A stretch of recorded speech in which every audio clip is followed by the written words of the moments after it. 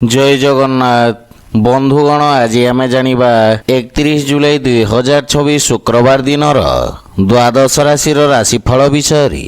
ଏହି ଦୈନିକ ରାଶିଫଳ ଚନ୍ଦ୍ରଙ୍କ ଗୋଚର ଗଣନାକୁ ନେଇ ଆଧାରିତ ଏବଂ ଚନ୍ଦ୍ରଙ୍କ ଗୋଚର ଗଣନା ଆମ ଜୀବନରେ ବହୁତ ପ୍ରଭାବ ପକାଇଥାଏ। ତ ଆସନ୍ତୁ ସର୍ବପ୍ରଥମେ ଜାଣିବା ଆଜିର ତିଥି ଓ ରାଶି ନକ୍ଷତ୍ର ବିଷୟରେ। ଆଜି ହେଉଛି 31 ଜୁଲାଇ 2026 ଶୁକ୍ରବାର, ଶ୍ରାବଣ କୃଷ୍ଣପକ୍ଷ ଦ୍ୱିତୀୟା, ରାତ୍ର 10 ଘଣ୍ଟା 32 ମିନିଟ୍ ଗତି ତୃତୀୟା। ଆଜି ଧନିଷ୍ଠା ନକ୍ଷତ୍ର, ରାତ୍ର 7 ଘଣ୍ଟା 27 ମିନିଟ୍ ଗତେ ଶତଭିଷା ନକ୍ଷତ୍ର। ଆଜି ମକର ଚନ୍ଦ୍ର, ପ୍ରାତଃ 6 ଘଣ୍ଟା 38 ମିନିଟ୍ ଗତେ କୁମ୍ଭ ଚନ୍ଦ୍ର। ଆଜିର ସାମ୍ବତ୍ସରିକ ଶ୍ରାଦ୍ଧ ଦ୍ୱିତୀୟାର ଏକଧିଷ୍ଠ ଓ ପାର୍ବଣ। ଆଜିର ଶୁଭ ବେଳା ପ୍ରାତଃ 5 ଘଣ୍ଟା 27 ମିନିଟ୍ରୁ 6 ଘଣ୍ଟା 19 ମିନିଟ୍ ପର୍ଯ୍ୟନ୍ତ। ଆଜିର ସୂର୍ଯ୍ୟୋଦୟ ପ୍ରାତଃ 5 ଘଣ୍ଟା 26 ମିନିଟ୍। ଆଜିର ସୂର୍ଯ୍ୟାସ୍ତ ସନ୍ଧ୍ୟା 6 ଘଣ୍ଟା 33 ମିନିଟ୍। ଆଜି ମିଥୁନ ଓ ମୀନ ରାଶି ପୁରୁଷ ଏବଂ ମୀନ ରାଶି ମହିଳାମାନଙ୍କ ଘାତ ଚନ୍ଦ୍ର ଏବଂ ବିଛା, ଧନୁ ଓ ମୀନ ରାଶିର ଘାତବାର। ଆଜି ବୋଇତାଳୁ ଖାଇବା ନିଷିଦ୍ଧ। ତ ବନ୍ଧୁଗଣ, ଆସନ୍ତୁ ଜାଣିବା ଆଜିର ରାଶିଫଳ ବିଷୟରେ।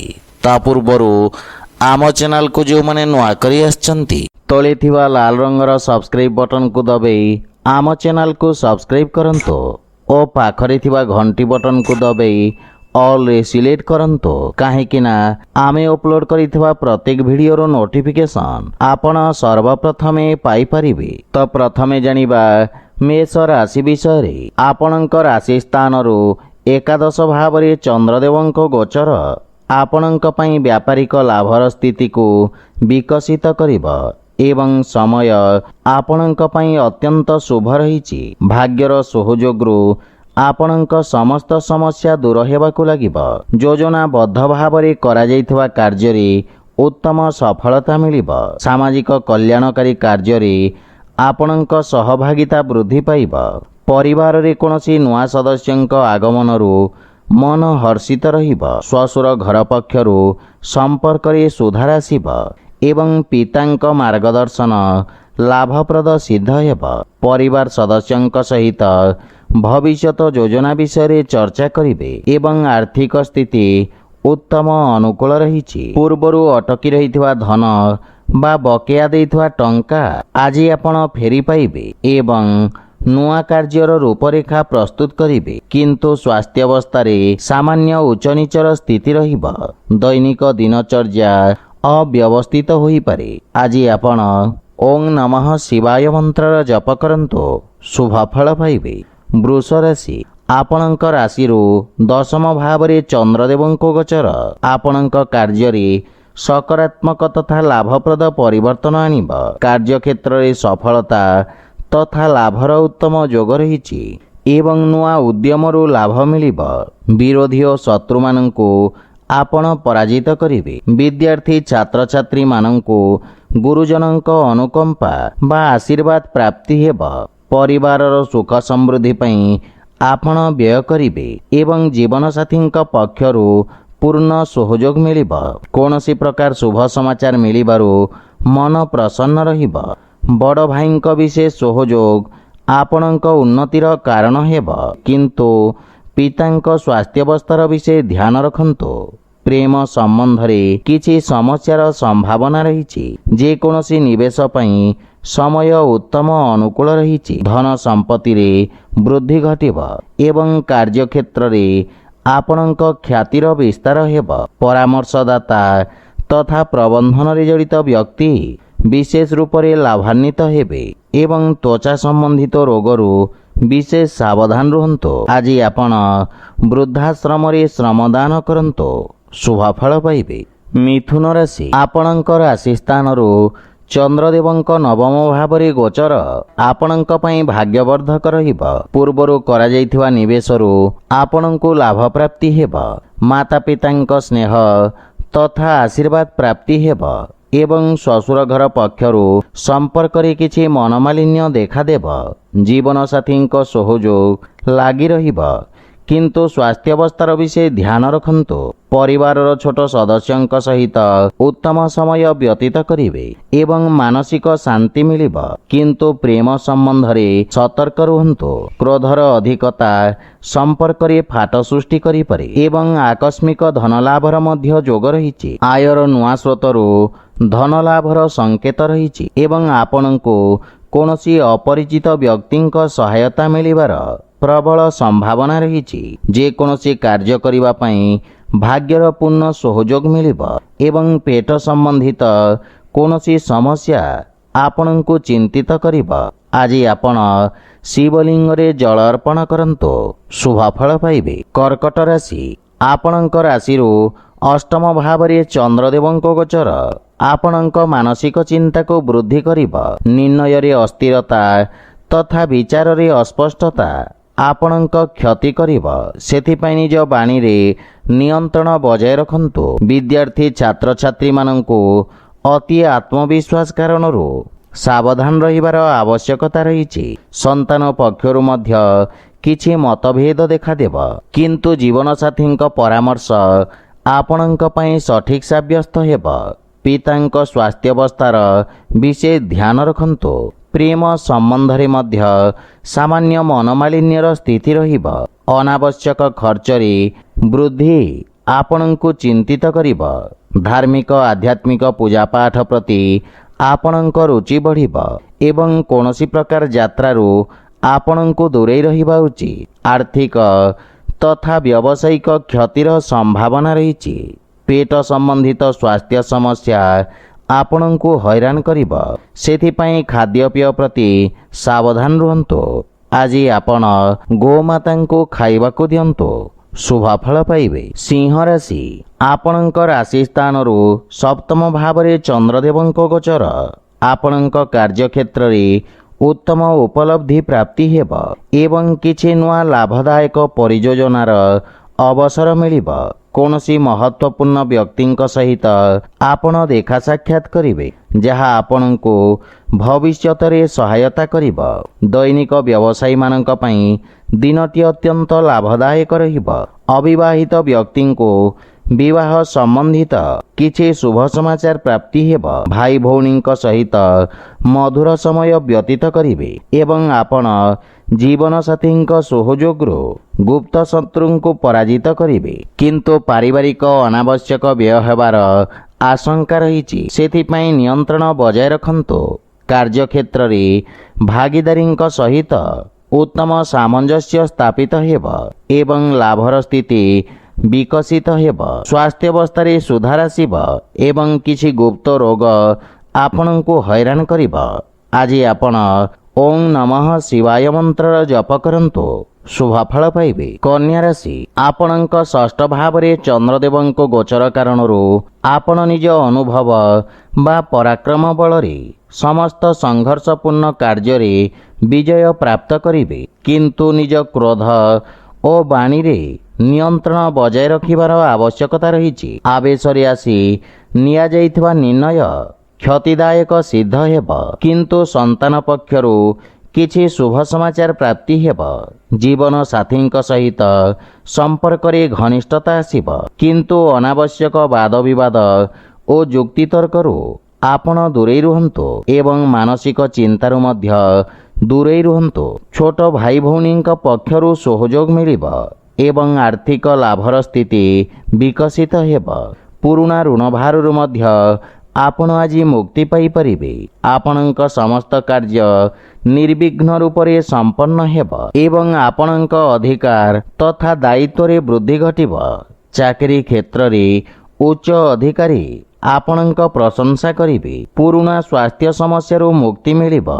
ଆଜି ଆପଣ ବାଳକମାନଙ୍କୁ ମିଷ୍ଟାନ୍ନ ଖାଇବାକୁ ଦିଅନ୍ତୁ, ଶୁଭଫଳ ପାଇବେ। ତୁଳା ରାଶି, ଆପଣଙ୍କ ପଞ୍ଚମ ଭାବରେ ଚନ୍ଦ୍ରଦେବଙ୍କ ଗୋଚର କାରଣରୁ ରାଜନୀତି କ୍ଷେତ୍ରରେ ଜଡ଼ିତ ବ୍ୟକ୍ତିଙ୍କୁ ବିଶେଷ ସାବଧାନ ରହିବାର ଆବଶ୍ୟକତା ରହିଛି। ଅସାମଞ୍ଜସ୍ୟ ସ୍ଥିତିରୁ ଆପଣଙ୍କୁ ଦୂରେଇ ରହିବାକୁ ପଡ଼ିବ। ପରିଶ୍ରମ ଓ ସମର୍ପଣ ଭାବରେ କରାଯାଇଥିବା କାର୍ଯ୍ୟରେ ପୂର୍ଣ୍ଣ ସଫଳତା ମିଳିବ। ସମସ୍ତ ବର୍ଗର ବିଦ୍ୟାର୍ଥୀ ଛାତ୍ରଛାତ୍ରୀମାନେ ଶିକ୍ଷା କ୍ଷେତ୍ରରେ ଉତ୍ତମ ପରିଣାମ ପାଇପାରିବେ ଏବଂ ସନ୍ତାନ ପକ୍ଷରୁ ମଧ୍ୟ ସୁଖଦ ସମାଚାର ପାଇ ଗୌରବାନ୍ୱିତ ଅନୁଭବ କରିବେ। ବୈବାହିକ ଦାମ୍ପତ୍ୟ ଜୀବନ ସୁଖମୟ ରହିବ ଏବଂ ପାରିବାରିକ ଜୀବନରେ ହସ ଖୁସିର ବାତାବରଣ ଲାଗି ରହିବ। ପ୍ରେମ ସମ୍ପର୍କରେ ମଧୁରତାର ସଞ୍ଚାର ହେବ। ଆର୍ଥିକ ସ୍ଥିତି ସୁଦୃଢ଼ ହେବାକୁ ଲାଗିବ ଏବଂ ଆୟବ୍ୟୟର ସନ୍ତୁଳନ ରହିବ। ସଞ୍ଚାର କୌଶଳ ଆଧାରିତରେ ଜଡ଼ିତ ନବଯୁବକ ସଫଳତା ପ୍ରାପ୍ତ କରିବେ। କିଛି ଲୋକ ଆପଣଙ୍କ ସଫଳତାରେ ଆହତ ହେବେ ଏବଂ ଜୀବନସାଥୀଙ୍କ ସ୍ୱାସ୍ଥ୍ୟାବସ୍ଥାର ବିଶେଷ ଧ୍ୟାନ ରଖନ୍ତୁ ଏବଂ ସ୍ୱାସ୍ଥ୍ୟ ନିୟମର ପୂର୍ଣ୍ଣ ପାଳନ କରନ୍ତୁ। ଆଜି ଆପଣ ଅସହାୟ ବ୍ୟକ୍ତିଙ୍କ ସାହାଯ୍ୟ କରନ୍ତୁ, ଶୁଭଫଳ ପାଇବେ। ବିଛା ରାଶି, ଆପଣଙ୍କ ରାଶି ସ୍ଥାନରୁ ଚତୁର୍ଥ ଭାବରେ ଚନ୍ଦ୍ରଦେବଙ୍କ ଗୋଚର କାରଣରୁ ସମସ୍ୟା ବା ବାଣୀରେ କଠୋରତାର ପ୍ରଭାବ ରହିବ। ସେଥିପାଇଁ ଶାନ୍ତ ମନରେ ପରିସ୍ଥିତିର ବିଶ୍ଳେଷଣ ଏବଂ ଭବିଷ୍ୟତ ପାଇଁ ଯୋଜନାବଦ୍ଧ ଭାବରେ କାର୍ଯ୍ୟ କରିବାର ଆବଶ୍ୟକ ରହିଛି। ଆପଣଙ୍କ ବ୍ୟବସାୟ କ୍ଷେତ୍ରରେ ସାମାନ୍ୟ କ୍ଷତିର ଯୋଗ ରହିଛି। ପରିବାରରେ କଳହ କାରଣରୁ ସମ୍ପର୍କରେ କଠୋରତା ଆସିବ। ବାତାବରଣ ସାମାନ୍ୟ ଚିନ୍ତାଜନକ ରହିବ ଏବଂ ଆପଣଙ୍କ କ୍ରୋଧରେ ମଧ୍ୟ ବୃଦ୍ଧି ଘଟିବ। ବିଶେଷ ରୂପରେ ମାତାଙ୍କ ସହିତ ମତଭେଦ ଦେଖାଦେବାର ସମ୍ଭାବନା ରହିଛି, କିନ୍ତୁ ପ୍ରେମ ଜୀବନରେ ମଧୁରତା ଲାଗି ରହିବ ଏବଂ ଆପଣଙ୍କୁ ଅନ୍ୟ ପକ୍ଷକୁ ବୁଝିବାର ପ୍ରୟାସ କରିବା ଉଚିତ। କୌଣସି ପ୍ରକାର ଅସୁରକ୍ଷିତ କାର୍ଯ୍ୟ ବା ନିବେଶ ଆଦିରୁ ଆପଣ ଆଜି ଦୂରେଇ ରୁହନ୍ତୁ, ଅନ୍ୟଥା କ୍ଷତିର ସମ୍ଭାବନା ରହିଛି। ସହକର୍ମୀଙ୍କ ସହିତ ନିଜ ବ୍ୟବହାରର ବିଷୟ ଧ୍ୟାନ ରଖନ୍ତୁ। ମାନସିକ ଚିନ୍ତା ଆପଣଙ୍କ ସ୍ୱାସ୍ଥ୍ୟାବସ୍ଥାକୁ ପ୍ରଭାବିତ କରିବ। ଆଜି ଆପଣ ଆଦିତ୍ୟ ହୃଦୟ ସ୍ତୋତ୍ର ପାଠ କରନ୍ତୁ, ଶୁଭଫଳ ପାଇବେ। ଧନୁରାଶି, ଆପଣଙ୍କ ରାଶି ସ୍ଥାନରୁ ତୃତୀୟ ଭାବରେ ଚନ୍ଦ୍ରଦେବଙ୍କ ଗୋଚର ଆପଣଙ୍କ କର୍ମଠତା ତଥା ପରାକ୍ରମରେ ବୃଦ୍ଧି କରିବ। କାର୍ଯ୍ୟରେ ପ୍ରଗତି ହେବାରୁ ମନରେ ପ୍ରସନ୍ନତାର ଭାବ ରହିବ ଏବଂ ବିଦ୍ୟାର୍ଥୀ ଛାତ୍ରଛାତ୍ରୀମାନଙ୍କ ଦ୍ୱାରା କରାଯାଇଥିବା ପରିଶ୍ରମ ଭବିଷ୍ୟତରେ ବ୍ୟବସାୟିକ ଉପଲବ୍ଧି ପ୍ରାପ୍ତ କରାଇବ।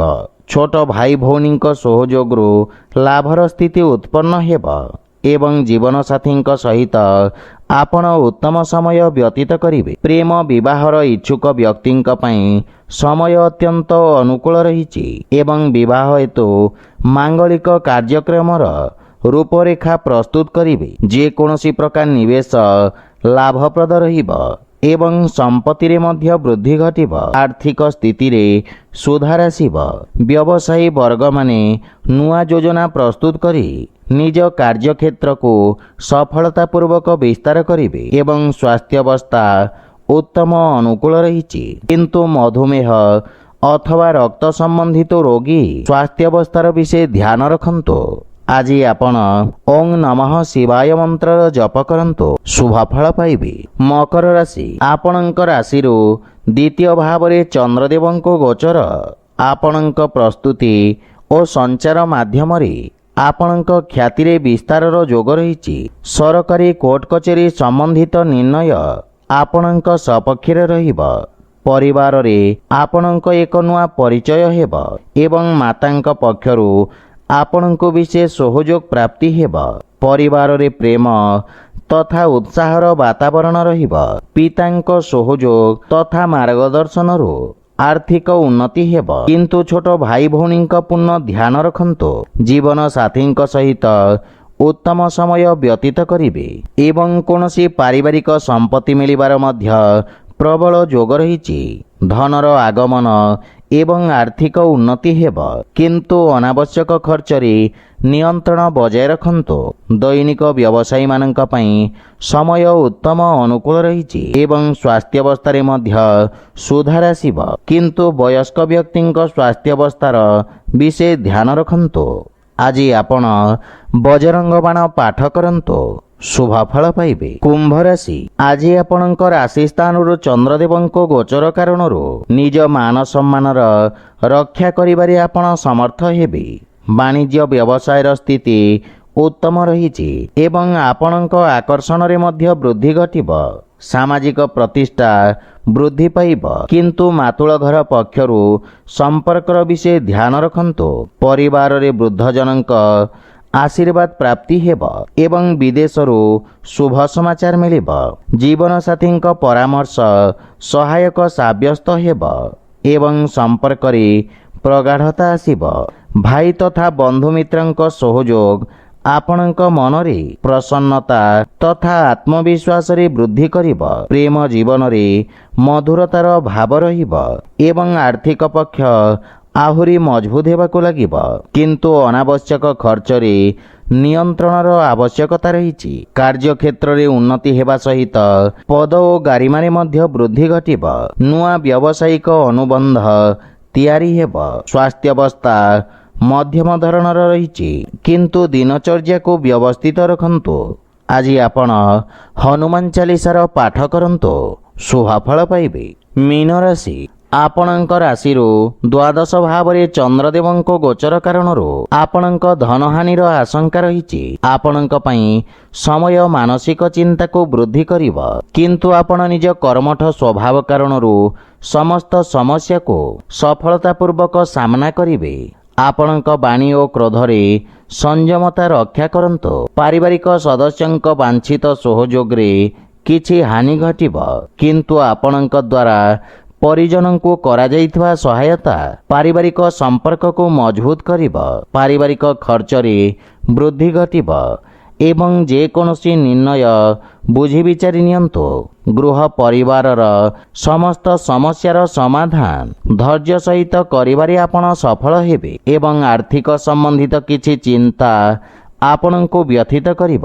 विदेश संबंधित तथा आयातित वस्तुर व्यापार रे जड़ित व्यक्ति को किछि अप्रिय समाचार मिलिबार आशंका रही। स्वास्थ्य अवस्था सामान्य रहिब किंतु जलर सेवन उचित मात्रा रे करंतु। आज आपण शिवलिंग रे जल अर्पण करंतु शुभफल पाइबे। तो बंधुगण यह थिला आजिर राशिफल विषय रे। जदि भिडियोटी आपण मानको भल लागि थाए लाइक शेयर और कमेंट करी जणांतु एवं आम चैनल को सब्सक्राइब करंतु। जय जगन्नाथ।